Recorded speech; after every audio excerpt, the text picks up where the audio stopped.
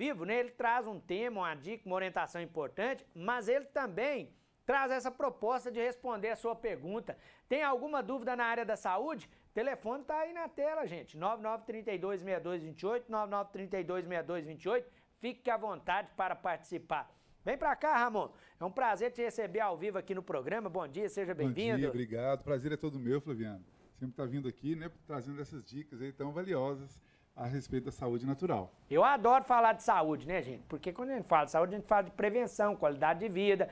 E o Ramon traz sempre essa proposta, né? Por isso que você sempre separa um tema, né, Ramon? Para poder trazer como orientação. É verdade. E para emendar aí, né, no último programa a gente falou sobre a parte imunológica, né, as doenças respiratórias do inverno. E hoje a gente vai falar um pouquinho sobre doenças inflamatórias, que também tem tudo a ver com as doenças respiratórias, né? Muitas das nossas sinusites, né? As próprias bronquites, no caso, já é uma doença respiratória alérgica, tem a rinite, acomete muito nesse período. Mas eu não vou falar só das doenças respiratórias, não. Vou falar de todas as doenças inflamatórias. Flaviana, tem dados estatísticos recentes mostrando que a maioria dos problemas de saúde grave da sociedade, inclusive que levam a óbitos, elas partem de alguma doença inflamatória crônica. Então, quer dizer, se a pessoa tem uma doença inflamatória crônica, ela pode estar desenvolvendo um problema ainda maior, né? A gente sabe, por exemplo, que as artrites, né, que são as inflamações das nossas articulações, pode ser aí do tornozelo, pode ser do joelho, pode ser dos dedos das mãos, do ombro, do quadril, tão frequentemente, né, e que também pioram nesse momento aí do inverno, do momento do frio, essas doenças, quando não bem tratadas, né, e quando elas permanecem por muito tempo naquele organismo, podem trazer consequências mais graves, como, por exemplo, as artroses, né, que são aí já as degenerações, o desgaste popularmente conhecido. Pode ser oriundo de quê? De uma inflamação crônica que se estendeu ou repetiu várias vezes e aí vai agravando. Então, as doenças inflamatórias são muito preocupantes, que acometem aí a sociedade como um todo, né? As doenças inflamatórias podem atingir o músculo cardíaco, trazendo aí cardiopatias severas, levando aí a óbitos e a doenças mais graves mesmo, né? E não para por aí, doenças neurológicas também começam na parte inflamatória. Então, inibirmos a inflamação, tratarmos os processos inflamatórios de início é muito importante. E nada melhor, Flaviano, do que a gente utilizar os recursos naturais. E a gente sabe que hoje o que pode inflamar o corpo, quando é uma inflamação crônica, é a chamada inflamação espontânea, né? Ou seja, a pessoa não fez nada e começa a doer ali no ponto, ou seja, surgiu uma inflamação. Esse tipo de inflamação se dá normalmente por causa dos hábitos ou dos maus hábitos que a pessoa traz na sua vida. Então, desde o sedentarismo, né, a falta de atividade física, mas também a pouca ingestão de água e o principal, os hábitos alimentares, as pessoas que comem mais os produtos alimentícios processados, ultraprocessados ou embutidos, favorecem os processos inflamatórios como um todo. Então, um problema inflamatório do coração pode surgir na alimentação? Claro que sim. Então, nós precisamos melhorar os nossos hábitos. Então, quando a gente cuida aí de nos alimentarmos bem, e o que a gente precisa alimentar? Comida de verdade, né? É a verdura folhosa, são os legumes, são as carnes, são os ovos. De um modo geral, têm um poder anti-inflamatório. Enquanto os produtos alimentícios, todos eles, né? Ah, mas eu como só uma vez por dia. Então, tem que medir aí para ver se isso já é muito para você ou se o seu organismo lida bem com isso. Mas a gente tem que tomar muito cuidado porque se a gente estimula um processo inflamatório, a gente pode estar estimulando algo grave no nosso organismo.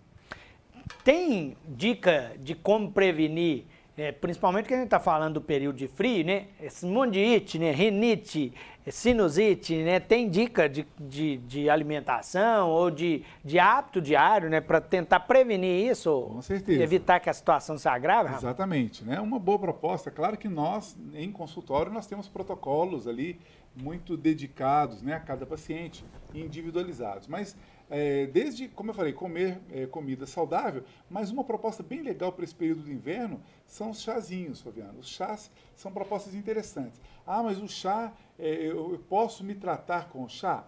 Não, o tratamento tem que ser feito pelo profissional especialista em plantas, que vai colocar na dosagem certa as plantas corretas para você. Mas você, ao utilizar de chás, né, de uma maneira esporádica, eu sempre falo que quem gosta de chás, ou quem adota o uso de chás, não deve tomar mais do que isso da mesma planta, mais do que 3 xícaras por semana.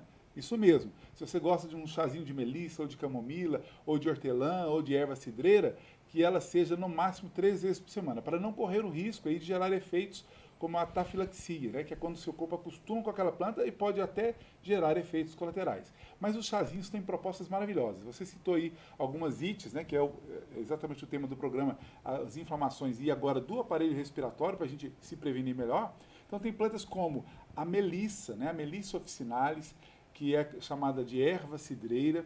Tem também a falsa erva cidreira, que é a Lípia alba, que de falsa só tem no nome, uma planta maravilhosa. Essas duas plantinhas, por exemplo, né, tanto a Lípia alba quanto a Melissa officinalis, são plantas com efeito anti-inflamatório maravilhoso, né? Todas duas são preventivos de resfriados, gripes, sinusites, né?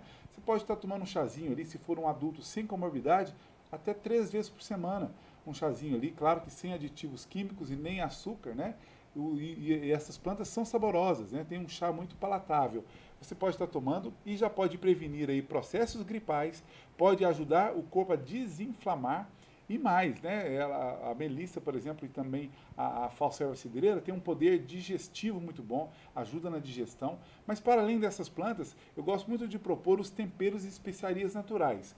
Dentre eles o chá de açafrão. O chá de açafrão tem um poder de melhorar a nossa imunidade, tem um poder anti-inflamatório como poucas plantas e poucos medicamentos conseguem. Olha só, o açafrão consegue desinflamar de forma que quase nenhum medicamento químico também consiga, né? E além disso, é digestiva, é depurativa, ou seja, limpa as toxinas do nosso organismo e é uma boa proposta. O chá de açafrão, ou mesmo utilizar aí o açafrão nos nossos temperos, no dia a dia, na nossa comida, ainda estendo aí para o manjericão e para a manjerona, que também são temperos e especiarias.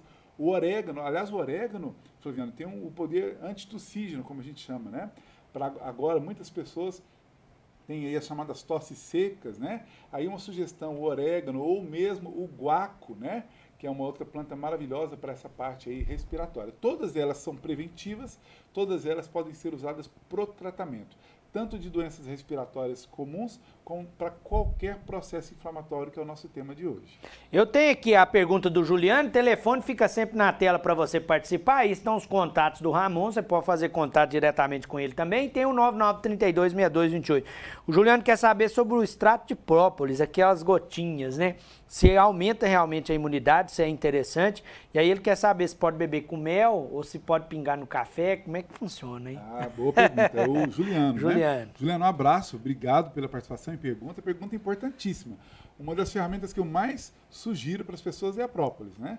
E a própolis, muitas pessoas tomam subdoses da própolis achando que está tendo algum efeito.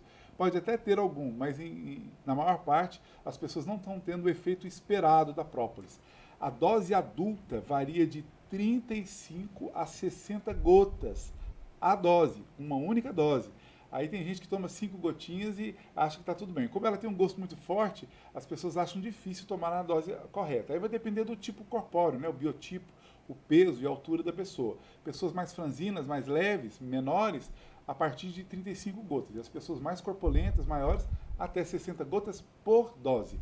E claro, como qualquer planta, eu acabei de dizer que não deve tomar mais do que 3 vezes por semana, a própolis não é diferente. A gente até tem visto aí nas redes sociais e profissionais da área de saúde recomendando própolis todos os dias. A própolis, por ser um potente antibiótico, né, um bactericida, se a gente tomar todo dia, a gente vai prejudicar a microbiota intestinal.